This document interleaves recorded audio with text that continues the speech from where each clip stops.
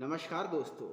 Video VPDO परीक्षा पर बात करूं उससे पहले आज अपने आलोचकों से मैं दो बातें कहना चाहूँगा। सबसे पहले आप सभी लोगों को राहत इंदौरी साहब का ये शेर ज़रूर सुनना चाहिए, क्योंकि कई लोग मुझे कहते हैं कि आपको देख के मज़ा आता है।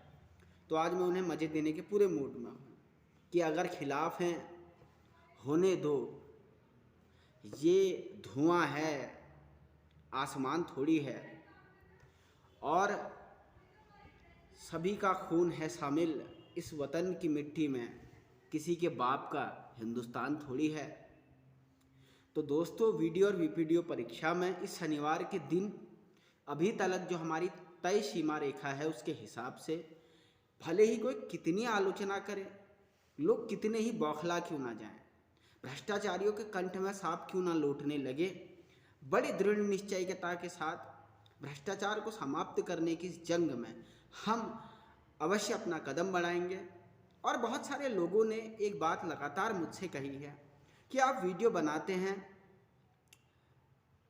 तो हमें समर्थन मिलता है, हमारे अंदर ये जुनून जागता है कि भ्रष्टाचार के खिलाफ कुछ कर गुजरना है। तो ऐसे लोगों को मैं अल्मोड़ा आमंत्रित करता हूं कि आप आइए और भ्रष्टाचार के खिलाफ इस मुहिम में जुट जाइए। और कुछ ऐसे लोग, इक्के दुक्के लोग जो हमारे आलोचक हैं, वो कह रहे हैं कि भाई हमें पढ़ाई करने दो, अब हमें डिस्टर्ब मत करो। भाई क्या मैं तुम्हारी कनपट्टी पे बंदूक लगा करके बोलता हूँ कि मेरे वीडियो देखो?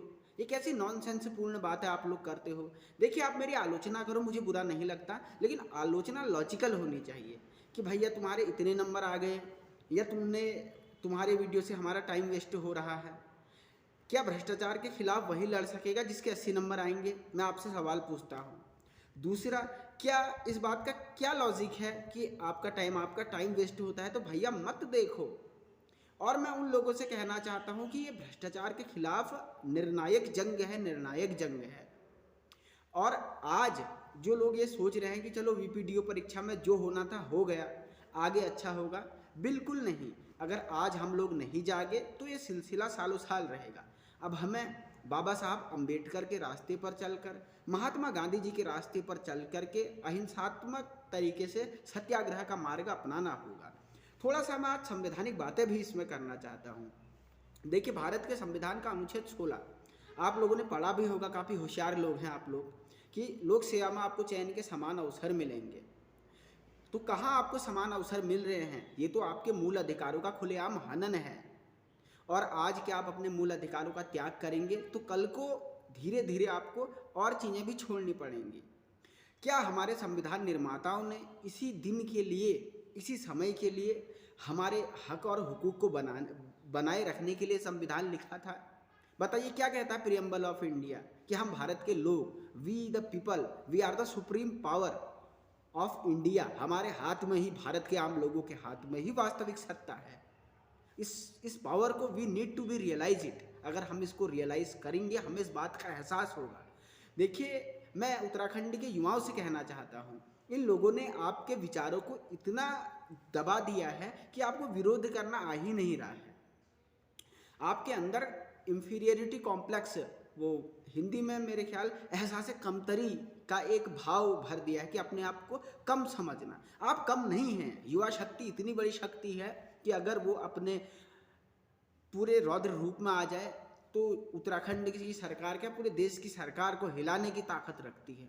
तो ऐसे आलोचकों से ना मैं भयभीत हूँ, और ना हमारा संविधान हमें यह अधिकार देता है कि हमें लोक सेवा में चयन के समान अवसरों को लागू करवाना होगा। हमारे संविधान का अनुच्छेद मुझे यह अधिकार देता है कि हमें अपनी अभिव्यक्ति को व्यक्त करने की कोशिश करनी होगी, और हम करेंगे। हम अपने हकों के लिए, अपने हुकूकों के लिए लड़ेंगे। हमारा प्रियम्बल हमको यह अधिकार देता है। और हमारे राज्य के नीति निदेशक तत्व डीपीएसपी कहते हैं कि एक समाजवादी स्टेट बनेगा। समाजवादी स्टेट, मुझे पता है आप लोगों में से बहुत सारे लोगों को पता होगा, लेकिन मैं आलोचकों को बता दूं कि समाज में गरीब, पिछड़े, वंचित, दलित, शोषित, जो कमजोर वर्ग के लोग हैं, उनके हक की लड़ाई है। जिनके पास 15 लाख रुपए देने के लिए नहीं, उनके हक की लड़ाई है। आज संविधान बचाने की लड़ाई है।